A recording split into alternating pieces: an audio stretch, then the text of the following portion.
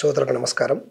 ఈరోజు నా ముందు ఉంచినటువంటి ప్రశ్న, గురువుగారు తులసి మొక్కలు లేదా ఉసిరి మొక్కలు ఇటువంటి దేవతా వృక్షాలను ఏ రోజు ఇంట్లో నాటవచ్చు అనేటటువంటి ప్రశ్నను అడిగానమ్మా.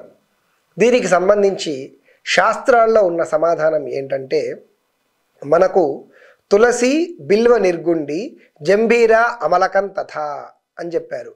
తులసి కానీ, మారేడు కానీ, తర్వాత ఆమలం అంటే ఉసిరిక, ఇటువంటి దేవతా వృక్షాలను ఏకాదశి రోజున కానీ, ద్వాదశి రోజున కానీ, లేదా పౌర్ణమి రోజున కానీ, లేదా విజయదశమి దసరా రోజు, కార్తీక సోమవారము, కార్తీక మాసంలో వచ్చేటటువంటి శనివారాలు, గురువారాల్లో, ఇటువంటి శుభమాసాలలో చూసుకొని ఎక్కడైతే ఈ యొక్క వృక్షాలను నాటాలి అనుకుంటున్నారో అక్కడ గోమూత్రము గోమయము చల్లి అలికి అక్కడ తూర్పు దిశగా ఈ యొక్క వృక్షాలను నాటితే ఆ ఇంట్లో ఉండేటటువంటి వాళ్ళందరికీ కూడా ఇష్టకామ్య సిద్ధితో పాటు ఆ వృక్షాలు కల్పవృక్షాలుగా మారి మనము ప్రతిరోజు పూజించడం వల్ల సమస్త కోరికలను నెరవేర్చేలా ఆ వృక్షాలు